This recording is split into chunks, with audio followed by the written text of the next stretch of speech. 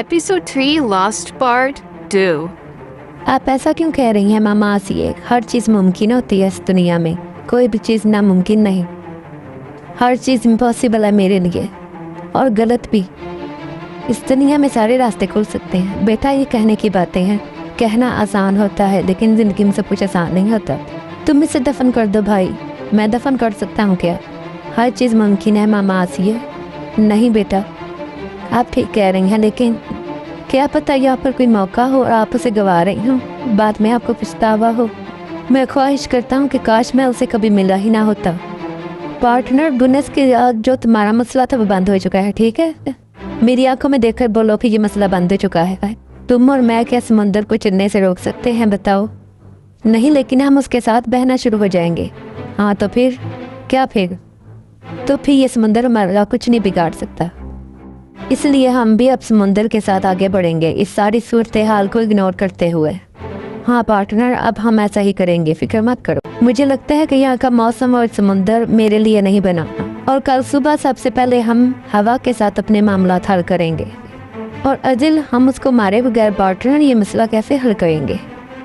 चलो चलते हैं, सबसे पहले तो उसकी तफ्तीश करते हैं और फिर हम देखेंगे कि क्या करना है। ठीक है पार्टनर, शुक्रिया तुम्हारा। इस तरह अज़िल एक लंबी सोच में वहाँ पर खड़ा रहता है। अब आते हैं दूसरे सीन की तरफ। मिस्टर ज़िया, मुझे दे दें जो कुछ मुझे चाहिए और कल मैं आपको डॉक्यूमेंट दे दूँगा। क्या आप कह रहे हैं कि आपको 30 मिलियन चाहिए, वो भी अभी? ऐसा मुमकिन है? जी हाँ, मुझे अभी चाहिए। वो भी अभी? जी हाँ, मुझे अभी चाहिए। आप मुझे दे सकते हैं तो दे दें। मैं पैसे से प्यार करता हूँ, ये हर कोई जानता है, और इस मामले में तो आप असला फ्राहम कर रहे हैं और मचारी ख़ानदान को पता भी नहीं इस बारे में। लेकिन मेरे लिए ये ज़रूरी नहीं है कि तुम्हारा ख़ानदान जानता है या नहीं, लेकिन फिर भी अगर तुम्हारे वालिद को पता चल गया तो ये हमारे लिए अजीब होगा, समझते हो ना तुम? अगर मैंने कहा है तो उनको पता नहीं चलने दूंगा, फिक्र मत करें। मचारी ख़ानदान का फ्यूचर का हेड मैं ही बनूंगा, लेकिन अभी तो आप साये की तरह अपने वालिद के साथ हैं। मचारी ख़ानदान के हेड तो आपके वालिद ही हैं। इधर वो आदमी आ चुके थे जिन्होंने सामान ले जाना था, और किनारी साहब इन्हें कहते हैं हम ये सामान ले जा सकते हैं, लेकिन वो आगे से खामोश हो जाते हैं। किनारी साहब कहते हैं क्या मसला है? वो कहते हैं भाई ये सामान। किनारी साहब कहते हैं कोई मसला है तो बताओ, वरना ये सारे सामान को पकड़ो और यहाँ से जाओ। ठीक है भाई, चलो नौजवानों पकड़ो इसे। दूसरी तरफ मैं बस अंसार से कार में कह रहा होता है, देखो तो उस आदमी को वो मुझे सिखा रहा था कि काम कैसे करना है, और मुझे सिखा रहा था कि मैं अपने वालिद के साथ आया हूँ, यानी मैं इस खानदान का कुछ नहीं रखता। उस आदमी को एक दिन पछताना पड़ेगा। फिर रास्ते में स्कूल के बच्चे और टीचर्स गुजर रहे होते हैं तो महमूद अपनी कार रोक कर वहाँ पर बैठ जाता है और कहता है कि हमें पुलिस के यूनिफॉर्म की क्यों इज्जत करनी चाहिए अगर वो हमारा काम ही निकाल सकते तो। भाई कौन सी रिस्पेक्ट, ये तो बच्चे हैं, हमें इन्हें गुजरने देना चाहिए, इसमें पुलिस के एहतराम कहाँ से आ गया? देखो तो उन्होंने चार्ट पर लिखा है happy police day. Police day भी मनाना चाहिए क्या? दूसरे सीन में गुनाज़ अज़ील से कह रही होती है कि मुझे माफ़ कर दो, मेरी वजह से ये सब कुछ हुआ। अदिल कहता है कोई बात नहीं, मैं तुम्हें लेकर गया था, मेरी गलती है। गुनाज़ कहती नहीं ऐसा नहीं है, मैं अपनी मर्ज़ी से गई थी, और अज़ील को देखने लग जाती है प्यार से। ये किस किस्म की हवा है अज़ील?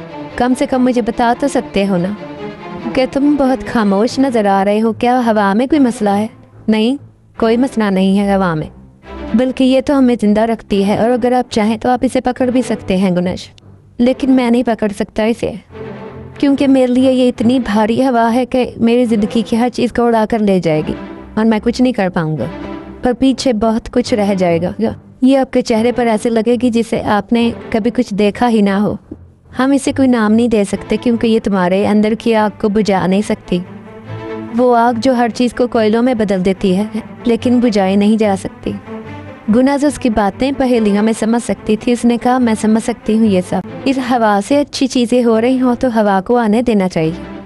ऐसा नहीं हो सकता क्योंकि मेरे अंदर की आग इस हवा से ज़्यादा खतरनाक है गुनाश, तो ये सब कुछ तबाह कर सकती है, इसलिए मैं इस रास्ते को बदल रहा हूँ। क्या पता वो हवा इस आग से दूर ना जाना चाहती हो, क्या पता वो हवा किसी तरह फंसी हुई हो, वो उसको ढूंढ ही ना सकती हो, उस तक पहुँचना चाहती हो लेकिन पहुँच ना सकती हो।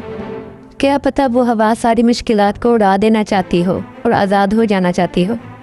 इस तरह अज़िल से मोहब्बत से आंखों में आंसू लिए देखने लग जाता है, यानी वो समझ चुका था कि गुनाज़ भी उससे मोहब्बत करती है, लेकिन वो मजबूर है। गुनाश कहती है शायद इस मामले में भी ऐसा हो। अज़िल कहता है नहीं गुनाश, यहाँ ऐसा नहीं हो सकता। जैसे एक फिल्म में तरकान साहब कहते हैं कि हमें बहुत पहले मिल जाना चाहिए था, हमारे मामलात में ऐसा है, काश हम पहले मिल लिए होते। हमारे रास्ते अलग हैं अब, हम जानते हैं ये सब। पीछे से आयला आकर उनकी बातें सुनने लग जाती हैं और देखने लग जाती हैं कि ये क्या हो रहा है। तो गुनैस पूरी तरह टूट चुकी थी, यानी वो रोने लग जाती है और कहती है कि ये हवा रुकना नहीं चाहती। क्या तुम सोचते हो कि वो क्या चाहती है? कि ये आग मुझसे कभी दूर ना जाए। यानी वो अज़िल को आग और खुद को हवा कह रही थी। आयला बातें सुनकर वहाँ से चली जाती है। इधर नरमीन साहिबा गुनस के भाई यूनुस से कह रही होती है कि तुम्हारी बहन गुनस तुमसे सब कुछ छुपाती है ताकि तुम परेशान ना हो जाओ। अच्छी बात है ये तो। यूनुस कहता है मेरी बहन कहाँ? पीछे से आयला कहती है वो गार्डन में है, मैंने उसे अभी देखा है यहाँ कर। फिर वो कहती है कि बहन मुझे तुम्हें ये बताना तो नहीं चाहिए, लेकिन आगे से वो कहती है बताना है तो बता दो। तो आयला क्या हुआ है? गुनश वहाँ है अज़िल के साथ गार्डन में। यूनुस गुस्से से उठकर वहाँ से चला जाता है और आयला कहती है मैं तो आपके भले के लिए कहने आई थी। और यूनुस क्या हुआ बहन, तुम ठीक हो? तुम्हारा हाथ ठीक है? मैं ठीक हूँ मेरी जान, ये तो छोटी सी चोट थी, कर मत करो, तुम्हारी बहन बिल्कुल ठीक है। बीच में ना बोलो तुम, बहन आओ हम चलते हैं। क्या हुआ, तुम क्या कह रहे हो, क्या बोल रहे होते हो? बहन इसकी वजह से तुम मरने वाली थी और तुम इससे बातें कर रही हो। यूनुस इससे पागलों की तरह बात मत करो, ये तो सिर्फ अपनी बहन को बचाने के लिए फिक्रमंद। देखो इस शेर को, शुक्रिया आपका, जाओ यहाँ से, मुझे यकीन नहीं आ रहा, चलो यहाँ से चलो। पीछे से नरमीन साहिबा वहाँ पर आ जाती हैं। अज़िल को देखकर मुस्कुराता हुआ देखकर आगे आकर उसके पास खड़ी होकर कहती हैं अज़िल मासूम मत बनो, तुम सब कुछ समझते हो अच्छी तरह से। अगर तुम चाहो तो मैं एक्सप्लेन कर सकती हूँ दोबारा। नहीं, इसकी कोई ज़रूरत नहीं है, और वैसे भी मुझे कहीं जाना है काम से। अपने आप को मत थकाइएगा मिसेस नरमीन, चलता हूँ। और वहाँ से वह चला जाता है मुस्कुराते हुए। नरमीन साहिबा कहती हैं बेगैरत। अज़िल खुश इस वजह से था, यानी वो जान चुका था कि गुनस भी इससे मोहब्बत करती है। अब आते हैं हम दूसरे सीन की तरफ, जिसमें किनारी साहब आदमियों के साथ सामान देकर खड़े होते हैं। वहाँ पर पुलिस आ जाती है। किनारी साहब कहते हैं हम आपका इंतज़ार कर रहे थे, ये है सामान, आप ले जा सकते हैं। और पुलिस वो सारा सामान लेकर वहाँ से चली जाती है। अब आते हैं हम दूसरे सीन की तरफ, जिसमें महमद हसन साहब गार्डन में बैठे होते हैं। महमद सोच रहा होता है कि हिदायत साहब ने उसे जो धमकी दी थी कि आज रात तक तुमने मुझे पैसे ना दिए तो मैं तुम्हारे वालिद को सब कुछ बता दूंगा, याद रखना। और वो बहुत परेशान था।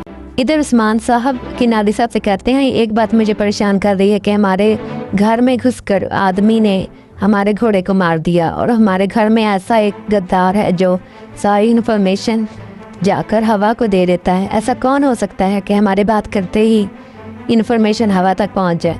इधर महमद कमरे में दाखिल होकर कहता है बाबा।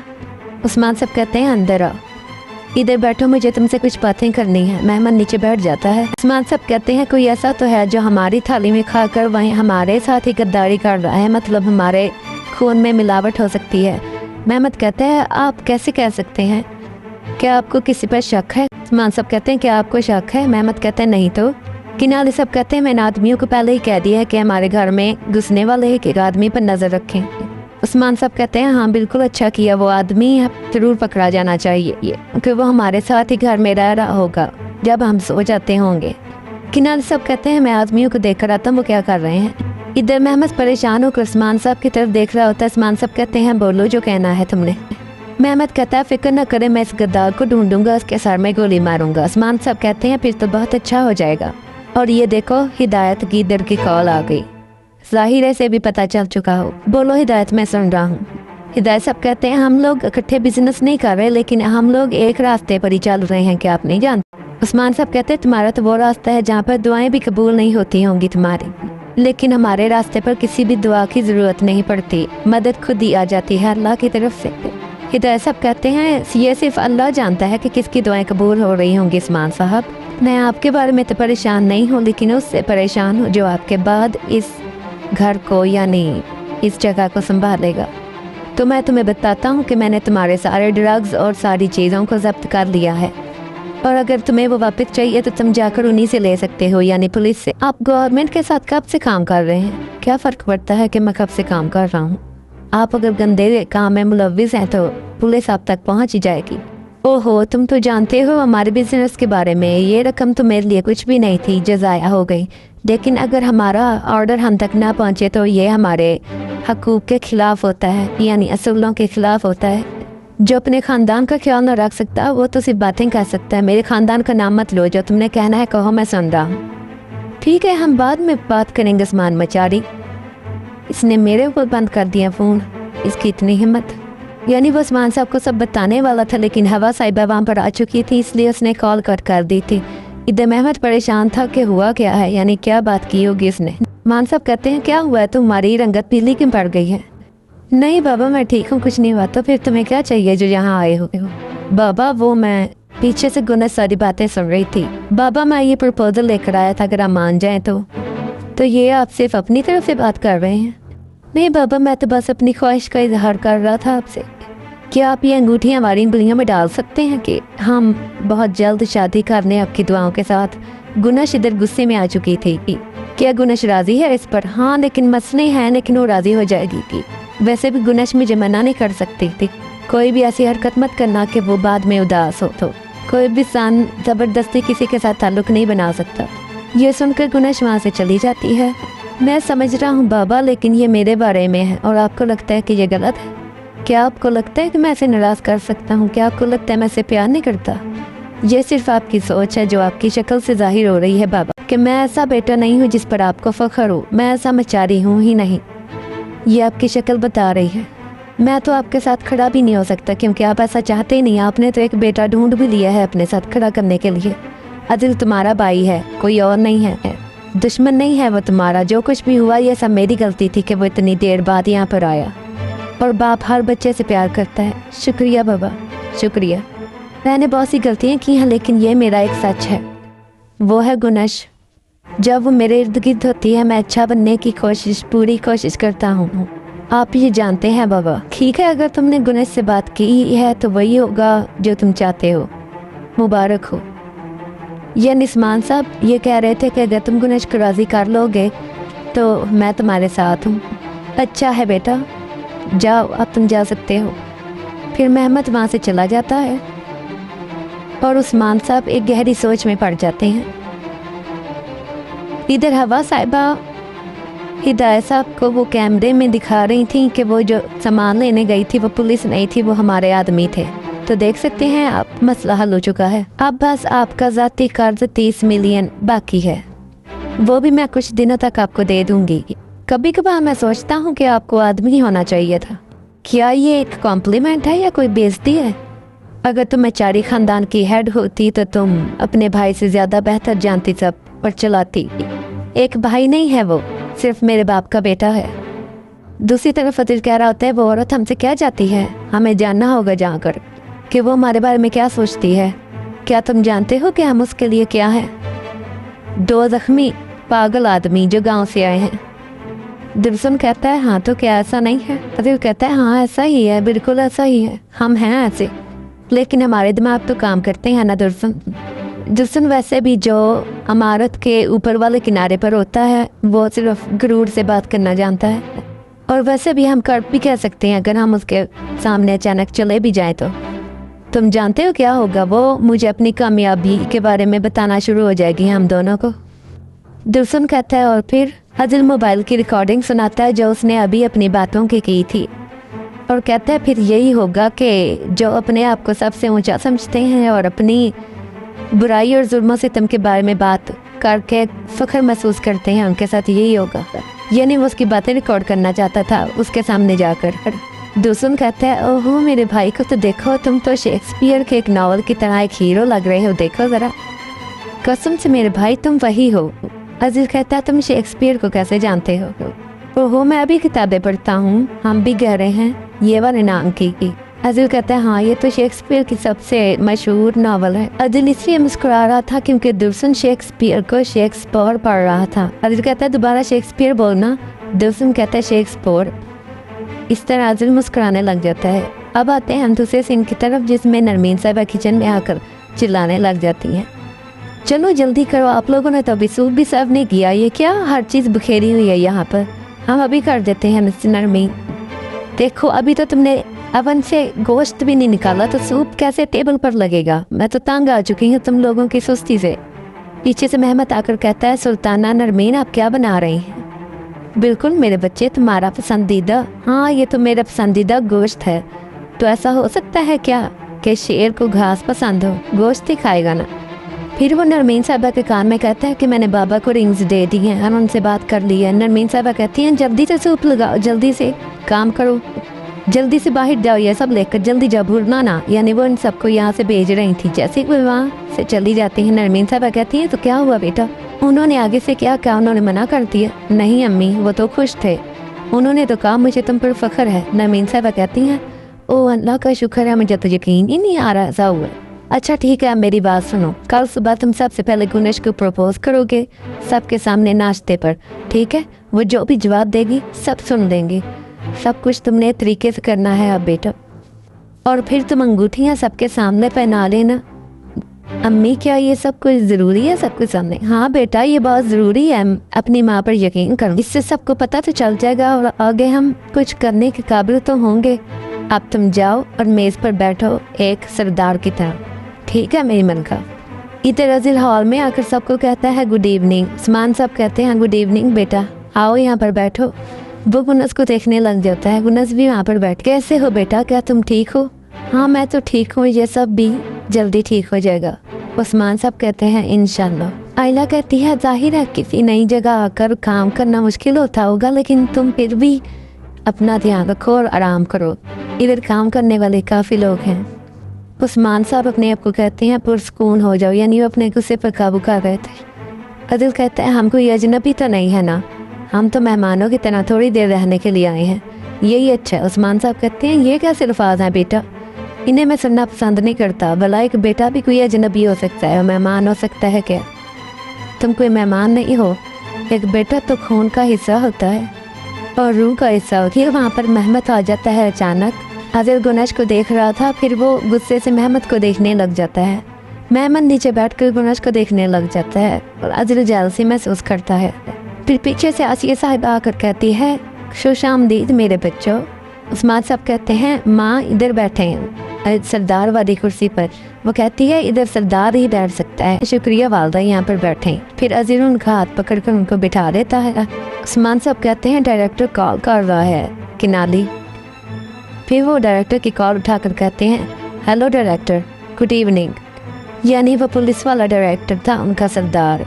वो कह रहा था यहाँ पर तो कोई सामान नहीं है, यानी वो जो पुलिस आई थी वो असली पुलिस नहीं थी, और जब असली पुलिस पहुंची तो वहाँ पर कोई सामान ही नहीं था। उस्मान साहब ये आप क्या कह रहे हैं, यहाँ पर तो कोई सामान ही नहीं।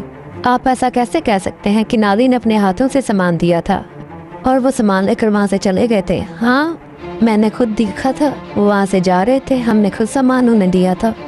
ठीक है डायरेक्टर, अब हम इसे खुद ही सॉल्व कर लेंगे, शुक्रिया, अल्लाह हाफिज़। किनाली तुमने सामान किन को दिया था? चचा मैंने उन्हीं को दिया था, वो यूनिफॉर्म में आए थे, यानी वो कपड़े पहनकर कार में आए थे, हमने हमें सामान दिया था। अजीज बहुत गुस्से में था इस वक्त। महमद भी सोचने लग जाता है कि उसने जो सड़क पर बच्चों को और टीचर्स को पुलिस के यूनिफॉर्म में देखा था, फिर वो ये सारा मामला सोचता है कि उसने नकली कार और नकली स्टिकर लगाकर यूनिफॉर्म बनाए, नकली कार्स बनाई और अपने आदमियों को वो सामान देने के लिए भेजा। हवा के साथ मिलकर ये सारी प्लानिंग की। महमद कहता है क्या वो हमारे साथ खेल रहे हैं? किनाली साहब कहते हैं ये मेरी गलती है। उस्मान साहब कहते हैं तो हमने सामान गलत लोगों को दे दिया, यानी आओ हमें उन्हें पकड़ना होगा, चलो चलते हैं। और अजील और सारे आदमी वहाँ से उठकर चली जाते हैं। इस तरह महमद भी उठकर वहाँ से चला जाता है, यानी एक बार फिर महमद अपनी चाह में कामयाब हो चुका था। पीछे आसिया साहिबा गुनेश को देखने लग जाती हैं, ये सब क्या हो रहा है? फिर उस्मान साहब कहते हैं अब तुम्हें इसकी कीमत चुकानी पड़ेगी और हवा को कॉल करते हैं। हवा कहती है आपको क्या लगा आप मुझे धक्के मार कर निकाल देंगे और मैं अपने काम से काम रखूंगी? एक दिन आपको वो भुगतना पड़ता है जो आपने बोया होता है, लेकिन मरने से पहले जो आप चेहरा देखेंगे वो मेरा नहीं होगा, मारने वाला वो होगा जिसकी आपको उम्मीद भी नहीं होगी। अब वो कॉल कट कर देती है थे उस वक्त। फिर वो साधु से कहती फिक्र मत करो, उन्हें सारी हिसाब चुकाने होंगे जो कुछ उन्होंने हमारे साथ किया थी। महमद कहता है क्या ये हवा ने किया था? देखो किस किस्म का मजाक है ये, कैसा बदला है, उसने तो पहले से ज़्यादा नुकसान पहुँचाया हमें, लेकिन वो चालाक तो है, उसने हमें धोखे में रखकर फेक पुलिस बनाई। वाह। अजील उसे गुस्से से देख रहा था महमद को। उस्मान साहब कहते हैं चलो किनाली बंदूकें उठाओ, अब हमें जाना होगा। किनाली कहता है चलो संसार। अजील इस वक्त भी महमद को गुस्से से देख रहा था, यानी उसे शक था पूरा इस पर। इधर साधु कहता है क्या होगा जब उस्मान साहब को पता चलेगा कि उसके अपने बेटे ने उसे धोखा दिया। हवा कहती है वो अपने बेटे को मार देगा अपने मरने से पहले। साधु कहता है क्या तुम्हें लगता है ये सब तुम जो कर रही हो ये तुम कर सकोगी, क्योंकि अब तुमने उस्मान मचाड़ी का सामना करना होगा। तुम फिक्र मत करो डियर, मैं संभाल लूँगी उसे। इधर उस्मान साहब अपने आदमियों के साथ सारी बंदूकें इकट्ठी करके जाने की तैयारी कर रहे थे, यानी वो इस वक्त बहुत गुस्से में थे। वो अपने आदमियों के पास आकर कहते हैं मैं वो उस्मान मचारी हूँ जो मासूमों, बच्चों और औरतों के खिलाफ अपने हथियार नहीं उठाता, वो उनके खिलाफ ये हथियार उठाता है जिनको सज़ा की ज़रूरत होती है। चलो तैयार हो जाओ अब तुम सब लोग। वहाँ पर अजील, दुरसुन और संसार सब लोग मौजूद थे, यहाँ तक कि महमद भी। मैं अपने हकूक़ के साथ जीता हूँ और हकूक़ के साथ मरता हूँ, लेकिन ये रूल्स हमारे लिए नहीं बल्कि गद्दारों के लिए एक सज़ा बन जाते हैं। ये रात होगी या आज रात को हवा मरेगी। हम इजाज़त देते हैं आप सबको कि आप जाकर हवा और उसके साथ वालों को मार दो। फिर वो वहाँ से चले जाते हैं। जाहिर है महमद भी वहाँ पर मौजूद था। संसार कहता है भाई आपके वालिद तो अपने आप में आ गए हैं, यानी अब हम क्या करेंगे। वो अपनी ताकत दिखा रहे हैं, हम बैठ सकते हैं और जा सकते हैं और इंतज़ार कर सकते हैं। महमद ये कहकर वहाँ से चला जाता है संसार के साथ। यानी महमद हर चाल चल कर खुद अपने वालिद के साथ जाकर झूठा होने का दिखावा कर रहा था। फिर वो कार में बैठकर वहाँ से निकल जाते हैं। इधर नरमीन साहिबा कह रही होती हैं वो तो बहुत जल्दी निकल गई यहाँ से, तो क्या गुनश तुम इनको भी फॉलो करोगी। गुनश बोलने लगती है तो फैतौस कहती है अम्मी ये एक लॉयर है, ये सब कुछ समझ सकती है किसे क्या करना है। नरमीन साहिबा कहती हैं हाँ तो तुम हर बार हर चीज़ों के बीच में आ जाती हो, जैसे कि स्कूल में तो तुम एक अनजान आदमी के साथ थी, तब तो तुम्हें कुछ अजीब नहीं लगा। गुनश आपका क्या मतलब है आंटी, अनजान आदमी। मैं तो बहुत सादगी से कह रही हूँ तुम्हें। मैं ये समझाना चाहती हूँ बहुत जल्द तुम मुझे अम्मी कहने वाली हो, आंटी नहीं, ठीक है। इसलिए मैं तुम्हारे बारे में परेशान होती हूँ, समझ सकती है ना। गुनश कहती है आयला कहती है बहन वो तो हवा की तरफ ही गए होंगे ना। जाहिर सी बात है। हाकी कहता है मुझे नहीं लगता। आयला कहती है हर कोई चला गया और आपको यहाँ पर छोड़ गया, आप यहाँ पर क्यों हैं औरतों की तरह बताएंगे। डार्लिंग आप तो इससे फ़ायदा उठा सकते थे, आप यहाँ पर क्यों बैठे हैं। तुम्हें कितनी बार बताना पड़ेगा कि इंटरफेयर मत करो आयला, लेकिन हर बार भूल जाती हो। मुझे अभी नमाज पढ़ने जाना होगा। वो उठ के वहाँ से चला जाता है। पढ़ लो अब तो तुमने यही करना है। वो क्या कर रहे हैं बेटा, क्या वो मेरे बच्चों के लिए दोबारा मुश्किलात खड़ी करने लगे हैं। अम्मी ऐसी फिक्र मत करें, उन्होंने ज़ुबान दी थी कि अजील और दुर्सुम के साथ कुछ भी नहीं होगा। अल्लाह अजील और दुर्सुम की हिफाजत करे। गुनश कहती है आमीन। नरमीन साहबा कहती हैं क्या महमद आपका पोता नहीं है। अब मेरी आंखों में देखकर ऐसा कुछ कह रही हैं और बच्चों को अलग कर रही हैं। क्या आपको फिक्र नहीं होगी कि महमद के साथ कुछ हो गया तो। जिस दिन तुम अज़िल को अलग करना बंद कर दोगी बहू, उसी दिन मैं तुम्हारे बेटे के लिए भी दुआ करना शुरू कर दूंगी। हम इस जगह पर क्यों हैं अम्मी आसिए, आप लोगों की वजह से। अगर वो हवा के पास ना जाते उस दिन तो आज हम यहाँ पर ना होते, ऐसे इकट्ठे डिनर कर रहे होते। फिर आसिए अम्मी वहाँ से उठकर गुस्से से चली जाती हैं, कहती हैं समुंदर कभी भी सूख नहीं सकता, मेरी गलती थी, मैं जो इसे समझाने चली गई। गुनश यूनुस से कहती है मैं 1 मिनट आई। इधर महमद कह रहा होता है बाबा आप क्या करने जा रहे हैं, आप इसके काबिल नहीं हैं, मुझे उनको मैसेज करना होगा कि कितने आदमी यहाँ पर जा रहे हैं। यानी हवा को मैसेज करने लगा था महमद। इधर आसिया अम्मी उस्मान साहब से कह रही हैं तुमने कसम खाई थी कि मेरे बच्चों को कुछ नहीं होने दोगे, वो सही सलामत घर आएंगे। उस्मान साहब कहते हैं मैं वादा करता हूँ और उनके हाथों पर कोई खून नहीं होना चाहिए। अम्मी जान कोई भी अपने हाथ खून से गंदे नहीं करेगा, फिक्र मत करें।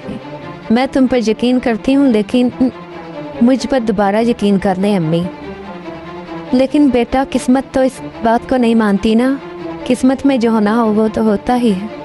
क्या हुआ अगर इसके बरअक्स हुआ तो किस्मत में। मैं तो उनसे अभी कह रही हूँ कि घर आकर सही सलामत बच्चों को साथ लाकर मेरी आंखों में आंखें देखकर कहना कि हम खुश हैं, और कॉल कट कर देती हैं। फजील कहते हैं एक्सक्यूज़ मी मेरी बात सुने, अगर हम कार रुकवा कर मोबाइल चेक करें तो हम पकड़ सकते हैं कि गद्दार कौन है। किनारे सब कहते हैं ये कह तो ठीक रहा है चचा। उस्मान सब कहते हैं चलो वेयर हाउस की तरफ। फिर वो सब वेयर हाउस पहुँच जाते हैं। पीछे से महमद आकर कहता है यहाँ पर क्या हो रहा है किनारी। उस्मान सब कहते हैं सब लोग लाइन में आ जाएं। हज़िल कहता है come on guys come on, यानी वो सारे आदमी अपने आदमियों को लाइन में कर रहे थे। महमद कहता है बाबा क्या हुआ। उस्मान सब कहते हैं सब्र रखो, मेहमत परेशान होकर संसार की तरफ देखता है, यानी वो अपने ही आदमियों के मोबाइल चेक करने वाले थे अजिल के प्लान के मुताबिक। उस्मान साहब कहते हैं संसार तुम भी आकर खड़े हो यहाँ पर।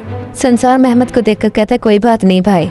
उस्मान साहब कहते हैं किनाली शुरू करो तफ्तीश। किनाली कहता है ठीक है चचा। किनाली साहब कहते हैं अपनी बंदूकों को नीचे रखो।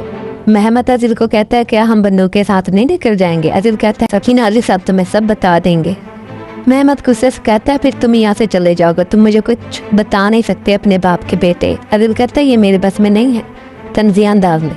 मेहमत कहता है लेकिन मेरे बस में तो है ना।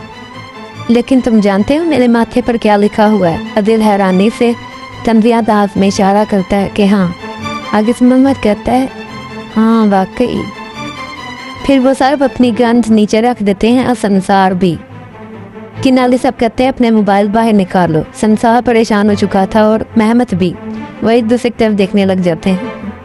इधर उधर भी गुस्से में उस्मान साहब के साथ मिलकर चक्कर लगा रहा था और दुश्मन भी गुस्से में था। संसार और मेहमत एक दूसरे से बातें करने लग जाते हैं। मेहमत परेशानी में चल रहा होता है कि ये तो हमसे मुँह। किनाली साहब सारे आदमियों के मोबाइल चेक करके उन्हें वहाँ से भेज रहे थे। संसार कहता है भाई कि यानी वो मेहमत से कह रहा था भाई कुछ करें, वक्त बहुत कम है, जल्दी करें कुछ, वो आ रहे हैं। मेहमत कहते हैं मुझ पर यकीन करो मैं तुम्हें बचा लूँगा। क्या तुमने सुना जो मैंने कहा। वो कहता है इंशाल्लाह। अब कोई भी गलती मत करना ठीक है, ध्यान रखना कोई भी गलती मत करना। ठीक है भाई मैं ध्यान रखूँगा, फिक्र मत करें।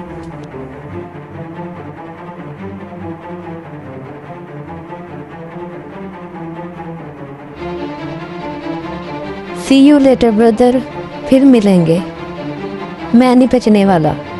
फिर अचानक एक आदमी वहाँ से भाग जाता है और मेहमत उसे गोलियां मार देता है ताकि वो मार जाए। दिल कहता है बस कर दो, क्या कर रहे हो। मेहमत कहता है क्या हुआ, तुम बीमार लग रहे हो। दिल कहता है तुम्हें ये करने की जरूरत थी क्या। हमें फिर क्या करना चाहिए था बता, हमें मुबारकबाद देनी चाहिए थी क्या। वो भाग रहा था, ये हमारी दुनिया है, हम देख लेंगे। किनाली साहब कहते हैं इरकान उसका मोबाइल पकड़ो। अजील बहुत परेशान हो चुका था, यानी वो मेहमत को पकड़वाना चाहता था लेकिन मेहमत ने एक साजिश की थी। जानबूझकर उस आदमी को इतनी गोलियां मारी कि वो जिंदा ही न बचे। शायद वो भी इनका ही आदमी था।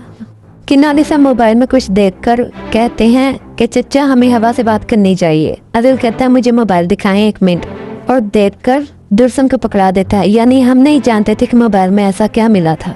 किनाली कहता है चचा अब आपके क्या ऑर्डर हैं। उस्मान साहब कहते हैं गद्दार पकड़ा जा चुका। और तंजिया अंदाज से अदिल की तरफ देखकर कहते हैं बड़े बेटे के ख्यालात गलत जगह पर अटके हुए हैं। अदिल कहता है आप क्या कहना चाहते हैं। वो कहते हैं नहीं वाकई, लेकिन शुक्रिया फिर भी तुम्हारा, तुम अकेले ही ऐसा सोच रहे हो। हर चीज़ लो यहाँ से निकलो।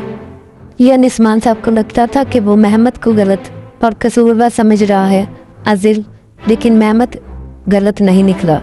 इसलिए वो अजिल को कह रहे थे कि अजिल यानी बड़े बेटे का दिमाग गलत जगह पर अटका हुआ है। हालांकि कसूरवार कोई और निकला यानी गद्दार। इसलिए अजिल गुस्से से वहाँ से मेहमत को देखते हुए निकल जाता है और मेहमत भी संसार को देखते हुए वहाँ से निकल जाता है। इधर गुनश खिड़की के पास खड़ी होती है, पीछे से आसिया अम्मी आ जाती हैं। वो कहती है आसिया अम्मी आप यहाँ। आसिया अम्मी कहती हैं क्या हो रहा है मेरी प्यारी। मैं बस हर चीज़ को लेकर परेशान हूँ अम्मी आसिया। क्या किसी एक के लिए ज़्यादा परेशान हो रही हो, क्योंकि तुम मेरे पोते की तरफ मुख्तलिफ अंदाज से देखती हो। यानी वो अजिल की बात कर रही थी। मैं कैसे देखती हूँ आपके पोते को, एक ऐसा समुंदर जो बहुत ही गहरा हो, यानी गहरे काले समुंदर जैसी आंखें। तुम परेशान रहती हो और उसे दूर रखना चाहती हो इन सब से। और एक इंसान किसी को लेकर क्यों डरता है भला जब उसे मोहब्बत हो गई हो। मेरा पोता अजिल सूरज की तरह है, आंखें मुस्कुराती हुई, बोलती हैं लेकिन देखती रहती हैं सब उसकी आंखें। मैं तुमसे ये कहना चाहती हूँ कि जब हमने बात की तब तुम अपने बारे में बात कर रही थी ना, उस वक्त के कुछ भी नामुमकिन नहीं होता। तुम्हें अजिल से मोहब्बत हो गई है ना। क्या अजिल के भाई को तुमसे मोहब्बत है, यानी मेहमत को। और वो जवान होने के नाते खुद ही फैसले दे रहा है। मैं भी आसिया हूँ। मैं जानती हूँ कि किसी को मजबूर करना क्या होता है, किसी की फीलिंग के साथ खेलना। लेकिन मजबूर होना अफसोस करने से बेहतर है, इसलिए वो तुम्हें मजबूर नहीं कर सकता। यानी कि तुम आदिल से मोहब्बत करो या किसी के साथ भी, तुम दोनों को खुश रहने का हक है। तुम लोग घर बसाओ, हम अपनी ज़मीनों पर वापस चले जाएंगे। मैं आदिल के साथ चली जाऊंगी यहाँ से, फिर तुम भी आदिल को भूल जाओगी और वो भी भूल जाएगा। वो जाने लगती हैं। पीछे से गुनाह कहती है अगर वो ना जाना चाहे तो, यानी आदिल यहाँ से ना जाना चाहे तो। फिर वो वहाँ से चली जाती है और गुनाह रोने लग जाती है और आदिल के साथ बिताए हुए सारे लम्हों को याद करने लग जाती है कि आदिल कह रहा था कि किसी पर भरोसा करना बहुत अच्छा होता है। गुनश कहती है मैं गुनश, और आदिल कहता है मैं आदिल। और आदिल को अपने साथ हर लम्हे में पाकर वो खुश महसूस हो रही थी अपने उन ख्यालात में।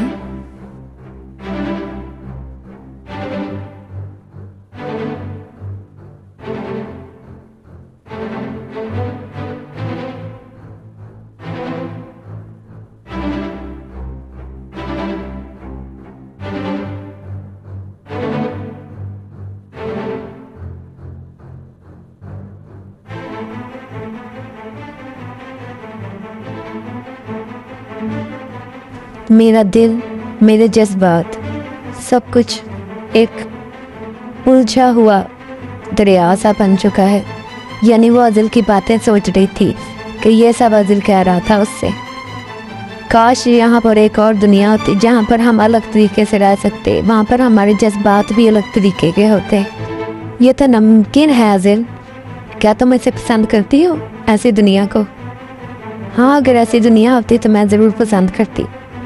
मैं तुम्हारे चेहरे की मुस्कुराहट को कभी नहीं भूल सकता। तुम मुझे हंसाते हो। ये समुंदर दो यतीमों को साथ ले आया। शुक्रिया समुंदर, लेकिन कम से कम नीचे तो उतर कर बैठ जाओ। फिर वो ये सारी यादें सोचते सोचते रोते हुए वहाँ पर खड़ी रहती है और इधर आसी अम्मी रोते हुए अपने कमरे में आ जाती हैं।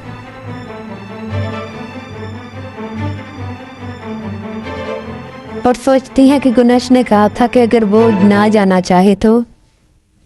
फिर वो आदिल की अम्मी का वो ख़त निकाल कर पढ़ती हैं जिसमें लिखा था कि अम्मी आसिया, मेरा बच्चा आदिल आपके हवाले है। मैं आप पर भरोसा करती हूँ इसको लेकर। उस्मान को छोड़ने के बाद मैं ज़िंदा नहीं रह सकती थी और आदिल को मैं आपके पास छोड़कर जा रही हूँ। मैं आप पर भरोसा करती हूँ।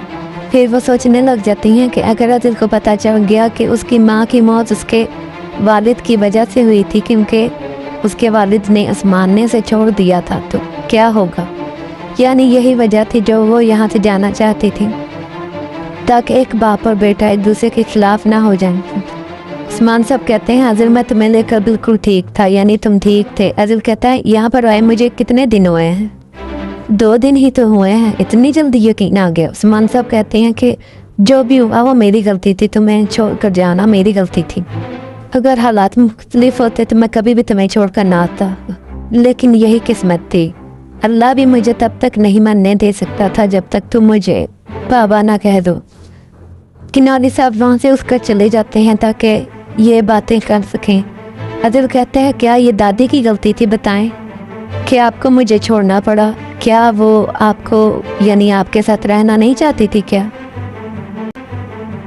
एक बाप भला अपनी औलाद को कैसे छोड़ सकता है, वो भी इतने अरसे तक। उस्मान सब बहुत परेशान हो चुके थे और अम्मियाँ सीधे दरवाजे पर आकर ये सारी बातें सुन रही थी। उस्मान सब कहते हैं क्या एक इंसान अपनी माँ को छोड़ सकता है? बोला। आदिल कहता है मैं नहीं जानता क्योंकि मेरे पास नहीं है माँ।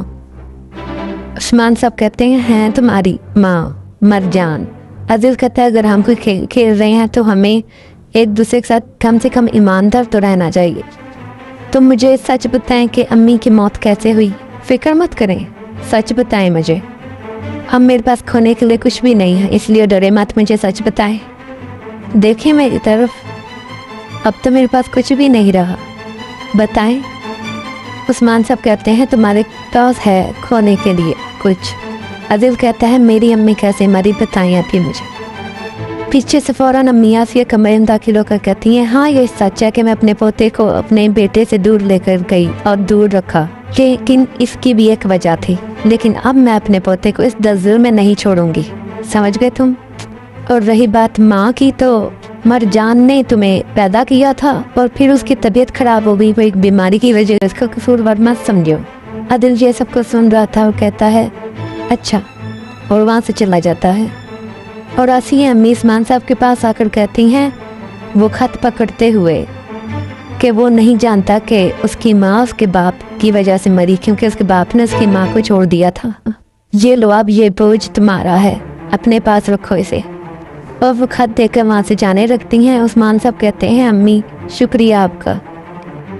आसिया अम्मी कहती हैं नहीं, ये मैंने तुम्हारे लिए नहीं किया, और जाने लगती हैं। उस्मान साहब कहते हैं क्या आपको यकीन है इस बात का कि आपने ये मेरे लिए नहीं किया? फिर आसिया अम्मी वहाँ से चली जाती हैं उस्मान साहब को देखते हुए। फिर उस्मान साहब उस खत को देखते हुए इमोशनल होते, नीचे बैठकर रोने लग जाते हैं। इधर दुर्सन अदिल से कहता है कि भाई हमें हवा को क्या मैसेज करना चाहिए आप? अदिल कहता है लिखो कि प्लान कैंसिल हो चुका है, यानी हम उसके पास नहीं आ रहे और फ़ोन पर बात करना ख़तरनाक होगा, इसलिए हम मिलकर बात करेंगे, क्योंकि हम किसी पर भरोसा नहीं करते, ना इधर अपने आदमियों पर ना आपके आदमियों पर। हम 12 बजे मिलेंगे कल, और एड्रेस लिख दो जहाँ पर मिलना है। दुर्सन कहता है बस इतना ही? अदिल कहता है हाँ, और वो मैसेज सेंड कर देते हैं। फिर दुर्सन कहता है कि हवा का मैसेज है कि हम पहुंच जाएंगे आपसे मिलने वहाँ पर। भाई वो तो तैयार है। फिर अदिल जाने लगता है, कहता है दुर्सन सो जाओ पार्टनर, कल हमारे लिए बड़ा दिन है, और वहाँ से चला जाता है। इधर हवा का आदमी कहता है मिसिज हवा अभी तक तो कोई भी नहीं आया। हवा कहती है संसार ने बोला तो था मुझे कि वो आ जाएंगे, लेकिन अभी तक आए नहीं। फिर वो उसे मैसेज करती है कि कोई मसला हो गया है, यानी इनको नहीं पता था कि वो मिलने नहीं आ रहे, यानी वहाँ पर एक आदमी पकड़ा गया है और उसे गोलियों से चलनी कर दिया गया था। मिसिज हवा ये सब नहीं जानती थी। इधर गुनाज अपने कमरे में उदास बैठी थी और कुछ सोच रही थी। गुना सोचते सोचते उठकर खिड़की के पास जाती है और बाहर अदिल को जाते हुए देखती है, और अदिल भी उसे देखते हुए रुक जाता है और उसे देखकर आगे चला जाता है। गुनाज भी इसका पीछा करने के लिए वहाँ से निकलती है। वहाँ पर यूनुस आकर कहता है बहन तुम कहाँ जा रही होगी? मैं चक्कर लगाने जा रही थी। इस टाइम जा रही हो बाहर पे? क्या मुझे इजाज़त की ज़रूरत चाहिए तुमसे? कल तुम्हारी शादी हो रही है बहन। मुझे पता है तुम मेहमत के ज़्यादा करीब हो, लेकिन उसकी तरह बात मत करो, समझ आई? क्या आप इस शादी से खुश नहीं हैं क्या? जब उन्होंने आपको प्रपोज किया तो आप क्या कहेंगी आगे से? गुनश कहती मैं ऐसा नहीं चाहती। वो कहता है ऐसा कैसे हो सकता है, आपने वादा किया था। गुनश कहती मैंने कोई वादा नहीं किया था, आप झूठ बोल रही हैं, आप झूठी हैं। गुनश कहती है अपने होशो आवाज़ में आओ, क्या कह रहे हो? यूनुस कहता है मुझे खुश नहीं देखना चाहती, आप सब कुछ तबाह कर देंगी। अब भूल गई हैं क्या भाई मेहमत ने मुझे अपना एक गुर्दा दिया था, मुझे बचाया था, आप ऐसा कैसे कर सकती हैं? गुनश कहती है ये मेरी ज़िंदगी का सवाल है यूनुस, क्या तुम मुझे समझ रहे हो? तो ये बोलकर वहाँ से चली जाती है। सीढ़ियों से नीचे उतरते ही दुर्सन को देखकर कहती है दुर्सन क्या तुम्हें पता है अदिल कहाँ पर है? मुझे उससे अभी बात करनी है। दुर्सन कहता है अदिल तो बाहर गया है। गुनश कहती हाँ तो कहाँ गया है? हमारे दोस्त की एक कश्ती है यहाँ पर, तो वो वहाँ पर गया होगा। ये कहकर गुनश वहाँ से चली जाती है। दूसरी तरफ मेहमत अपनी गर्लफ्रेंड परी से मिलने उसके घर आ जाता है।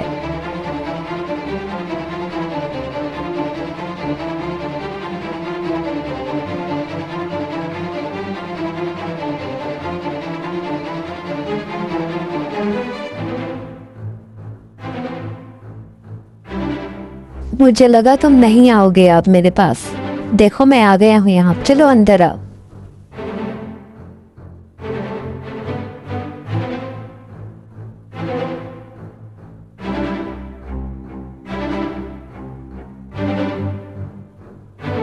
वो सारी तैयारी देखकर कहता है तुम्हें कैसे पता कि मैं आने वाला हूँ? तुमने ये सब कुछ तैयार किया हुआ था, तुम फ़ोन पर मुझ पर चिल्ला रहे थे, तो मैंने सोचा तुम्हारा गुस्सा ठंडा करना चाहिए ये सब कुछ करके।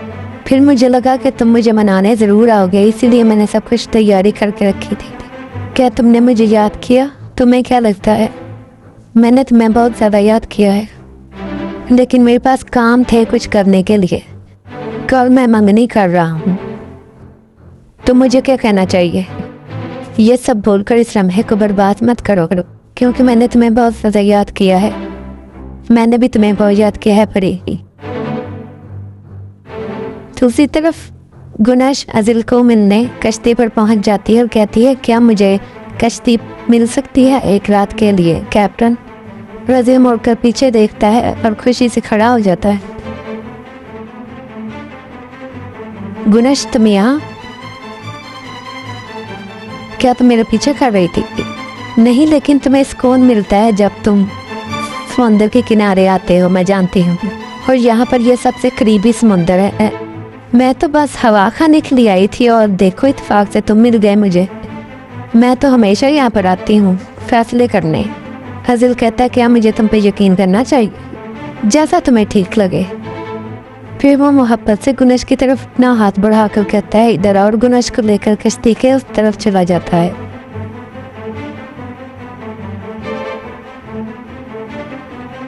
लगता है इस बड़े शहर ने तुम्हें कंफ्यूज कर दिया है कैप्टन।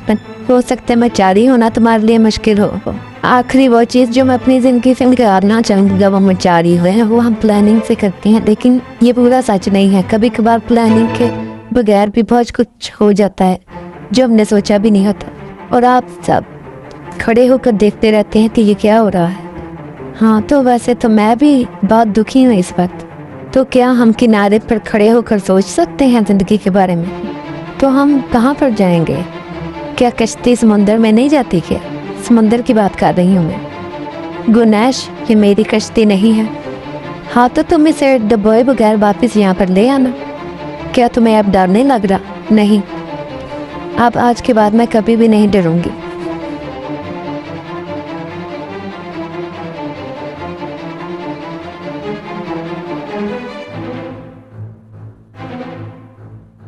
फिर वो कश्ती पर बैठकर समंदर में चले जाते हैं सफ़र करते हुए।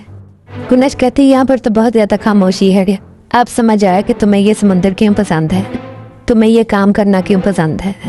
तुम्हें याद है जब हम पहली बार मिले थे, मैंने सोचा ये देखो क्या अजीब लड़का है। अज़िल कहता है, मतलब एक अच्छे तरीके से? गुनश कहती है, नहीं। अज़िल कहता है, फिर तो अच्छा होता मैं तब तुम्हारी मदद ही ना करता। और अगर मैं बढ़ा चढ़ा कर बोलूँ तो मैं ये भी कह सकता हूँ कि शायद मैंने तुम्हारी जान भी बचाई थी, है ना? नहीं, तुमने मेरी ज़िंदगी तो नहीं बचाई थी, लेकिन ये कह सकते हैं कि तुमने मेरी ज़िंदगी को मुकम्मल तौर पर बदल दिया था। और उसी दिन से हर वक्त मैं तुम्हें देखती रहती हूँ ख्यालों में। जहाँ तुम इजहार करते हो अपनी मोहब्बत का, अब तुम्हारी बारी। और गुनश अपनी आंखें बंद कर लेती है।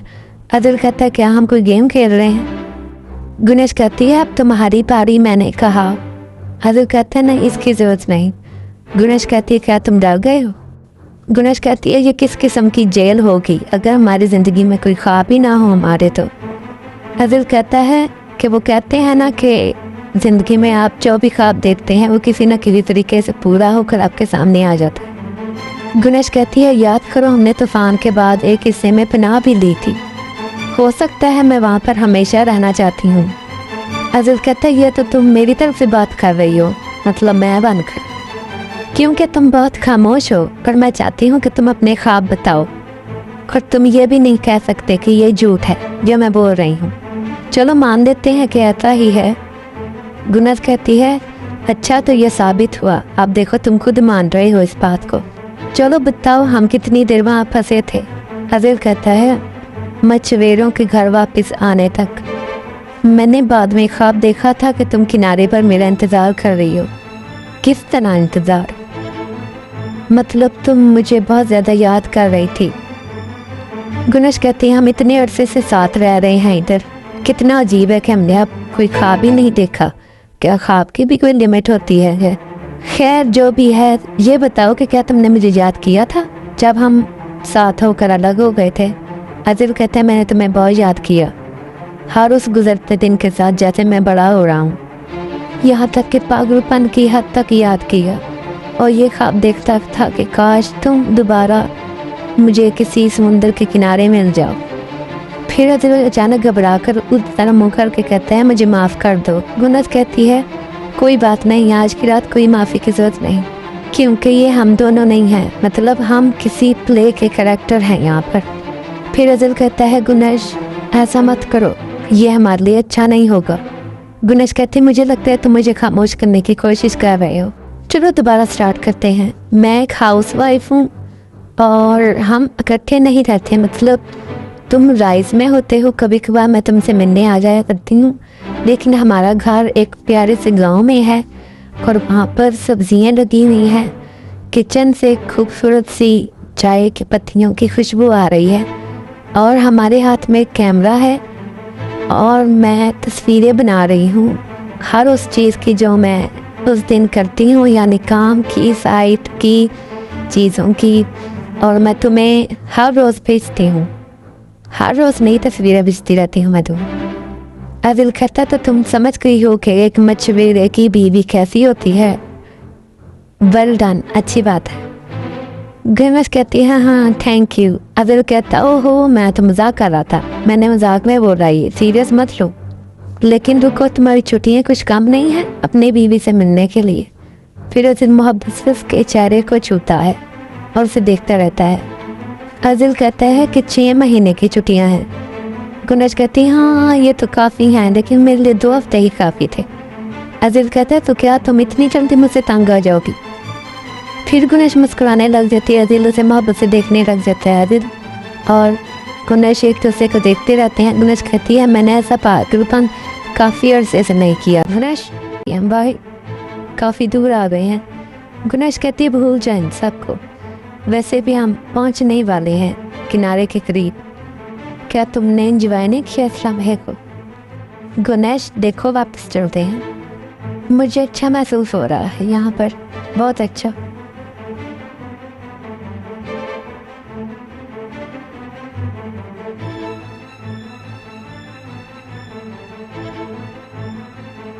पर फिर वो खड़ी हो जाती है। आदिल कहता है तुम क्या कर रही हो। फिर वो भी खड़ा होकर मोहब्बत से गुनेश को देखने लग जाता है। गुनेश गाना गाने लग जाती है जो आदिल गुनगुना रहा था कश्ती पर। आदिल कहता है क्या तुम्हें ये याद था। गुनेश कहती याद है तुमने कहा था कि ये गाना तुम्हें ताकत देता है। और मोहब्बत से अपना हाथ आदिल के हाथ में देती है। आदिल कहता है गुनेश तुम क्या कर रही हो। गुनेश कहती है मुझे तैरना नहीं आता। आदिल कहता है हाँ तुम्हें तैरना नहीं आता, लेकिन तुम कर क्या रही हो। गुनेश कहती है लेकिन आज की रात मैं तैरना चाहती हूँ। आदिल कहता है प्लीज़ गुनेश तुम इधर से हटोगी। गुनेश उसका हाथ छुड़वाते हुए पीछे पानी में गिर जाती है। आदिल परेशानी में पीछे छलांग लगा देता है गुनेश को बचाने के लिए और उसे पानी से बाहर निकाल देता है बचाकर। अभी वो दोनों पानी में थे। आदिल कहता है तुम ये क्या कर रही हो, क्या तुम पागल हो गई हो, अगर तुम्हें कुछ हो जाता तो। गुनेश कहती है क्या तुम मुझे ये होने देते, बताओ। आदिल कहता है ये कोई मजाक की बात नहीं है। गुनेश कहती है हाँ मैं जानती हूँ ये मजाक की बात नहीं है। फिर वो दोनों एक दूसरे को मोहब्बत से देखने लग जाते हैं। आदिल कहता है क्या तुम मुझ पर इतना ज़्यादा भरोसा करती हो। गुनेश कहती है हाँ जब जब तुम मुझे बुलाओगे तब तब मैं आऊँगी।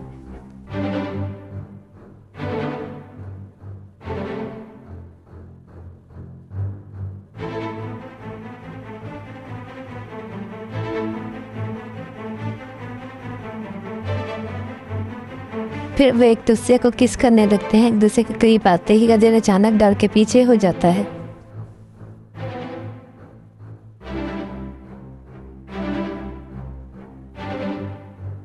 और गुनेश से कहता है इस ख्वाब से निकल आओ, निकल आओ इस ख्वाब से। गुनेश कहती है कि तुम बुज़दिल हो और उसे धक्का देकर पानी से चली जाती है बाहर। पीछे से आदिल बुलाता रहता है गुनेश ध्यान से मत जाओ, इस तरह मत जाओ मुझे छोड़कर। गुनेश कहते मुझे हाथ मत लगाना, क्या चाहते हो, बोलो क्या चाहते हैं मुझसे आप। अब तुम सारा टाइम खामोश रहे, बताओ मुझे मैं यहाँ पर क्यों आई हूँ। आदिल क्या ये कोई हादसा है जो मैं यहाँ पर आई हूँ तुम्हारे पास। आदिल कहते हैं मैंने वो सब सुना जो तुम कहना चाहती थी वहाँ पर बैठकर। गुनेश कहती है और मैंने वो भी सुना जो तुमने नहीं कहा। क्या तुम इंसान नहीं हो, तुम पत्थर हो क्या जो इतने खामोश हो। मैं हर बार खतरा मोल देती हूँ और तुमने क्या किया बताओ। तुमने सिर्फ बोलना था लेकिन तुमसे बोला भी नहीं गया यहाँ पर। आदिल कहता है ऐसा मत करो। गुनेश कहती है मैंने अपने दिमाग को साइड में रख कर ये फैसला किया था, लेकिन मेरी गलती है जो मैंने अपने और तुम्हारे बीच की ये दीवार गिराई। मेरी गलती है, मुझे खुद पर बहुत ज़्यादा गुस्सा है। ऐसा मत करो अपने मेरे साथ गुनेश प्लीज़। मुझे खुद से नफरत है आदिल जो मैंने ये दीवार गिराने दी। गुनेश कहती है जो गाने से तुम्हें ताकत मिलती है ना वो सिर्फ एक तरफा ही थी, एक वक्त ही थी, अब तुम में कोई ताकत नहीं। और ये कहकर वो वहाँ से चली जाती है रोते हुए और खुद को कहती है तुम रो नहीं सकती, तुम रो नहीं सकती। और अदिल खड़ा होकर उसे मोहब्बत से देखता रहता है, यानी दिल अंदर से पूरी तरह टूट चुका था। अगली सुबह आदिल सबको आकर कहता है गुड मॉर्निंग सबको, और उस्मान साहब कहते हैं गुड मॉर्निंग बेटा, आओ इधर बैठो। गुनस आदिल की तरफ देखकर दूसरी तरफ मुँह कर लेती है गुस्से से, और आदिल गुनस को देखकर नीचे चेयर पर बैठ जाता है। आदिल की दादी उससे पूछती हैं कि तुम पिछली रात पर कहाँ थे। आदिल कहता है मेरी तबीयत कुछ ठीक नहीं थी, इसलिए मैं हवा खाने पास वाली जगह में गया था। पीछे से मेहमत आकर सबको कहता है गुड मॉर्निंग, और आकर कहता है मुझे माफ़ कर दीजिएगा, मुझे अभी नए किरदारों की आदत नहीं हुई, इसलिए मैं सबको गुड मॉर्निंग नहीं कह सकता। और यूनुस कहता है तुम कैसे हो, ठीक हो। और मेहमत नौकरानी से कहता है अगर आपकी चाय देना ख़त्म हो गई हो तो क्या आप यहाँ से जा सकती हैं, शुक्रिया आपका। गुनस समझ चुकी थी ये बात करने वाला। गुनस कहती है एक्सक्यूज़ मी, मुझे कोर्ट जाना है, मैं रास्ते में कुछ खा लूँगी। वो जाने लगती है, मेहमत उसे रोक लेता है, गुनस रुक जाओ, थोड़ी देर के लिए रुक जाओ गुनश, क्योंकि आज का दिन हमारे लिए बहुत स्पेशल है ना। गुनश कहती है क्या तुम मुझे भी बताओगे कि आज के दिन की क्या खासियत है। मेहमत अजील की तरफ तंजी अंदाज में देखकर अंगूठी निकाल कर गुनश को कहता है ये है आज की खासियत, मेरी तरफ से ये प्रपोज़ल। मेरा दिल था कि हम चेयर्स पर बैठकर यानी शादी की कुर्सियों पर बैठकर ऐसे एक दूसरे को बनाते, लेकिन कोई बात नहीं, अम्मी चाहती थी कि मैं तुम्हें इस तरीके से प्रपोज करूं, मतलब पुराने तरीके से। नरमीन साहबा कहती हैं वेल डन मेरे बेटे, और वो मुस्कुराकर गुनस की तरफ देखता है, और अदिल जेलसी महसूस करते हुए गुनस को देख रहा था। नरमीन साहबा कहती हैं मेरा बेटा हमेशा सब कुछ ठीक करता है। गुनस कहती है मेहमत क्या ये हम आपस में हल नहीं कर सकते, सबके सामने ज़रूरी है। मेहमत कहता है मेरी गुनश, हमने तो ये ऑलरेडी बात कर ली थी ना आपस में, और मैं अब तुमसे सवाल करूँगा जिसका जवाब मैं पहले से जानता हूँ। मॉम तो बस यही चाहती थी कि हर कोई यहाँ पर तुम्हारा जवाब जान ले कि तुम भी यही चाहती हो। नरमीन साहबा कहती है मैं तो ये चाहती थी कि हर कोई तुम्हारी खुशी में शामिल हो। मेहमत उस्मान साहब की तरफ देखकर कहता है बाबा क्या आपकी इजाज़त है। वो हाँ में सारे हिला देते हैं। अज़ल गुस्से से बैठा हुआ था और ये सब कुछ सुन रहा था। क्या तुम पूरी ज़िंदगी मेरे साथ गुजारना चाहती हो मेरी गुनश? मेहमत गुनश को देखकर बोलता है। वो गुनश खामोश थी। नरमीन साहिबा कहती हैं क्या तुम जवाब नहीं दोगी गुनश? गुनश इधर अज़ल की तरफ देखती है। मेहमत गुनश के कान के पास आकर कहते हैं मैं तुमसे दोबारा पूछता हूँ क्या तुम मुझसे शादी करना चाहोगी? और वो मुसलसल अज़ल को देख रही थी और अज़ल गुस्से से उसको देख रहा था, यानी वो जेलसी महसूस कर रहा था। उसने गुनश को नाराज़ कर दिया था वो सब बोलकर, यानी उसने गुनश से अपनी मोहब्बत का इजहार नहीं किया था गुनश को खुद से दूर करते हुए, जबकि गुनश ने सब कुछ बता दिया था कि वो उससे मोहब्बत करती है। अब शायद वो उस बात के गुस्से में मेहमत को हाँ ना कर दे। इस तरह अज़ल गुस्से से गुनश को देखता रहता है और गुनश भी गुस्से से अज़ल की तरफ देख रही थी कि ये क्या करने वाला है। तो फ्रेंड्स, ये थी आज की एपिसोड। आई होप आपको ये एपिसोड पसंद आई होगी। हम मिलते हैं एपिसोड 4 के पार्ट 1 में। अल्लाह हाफिज़।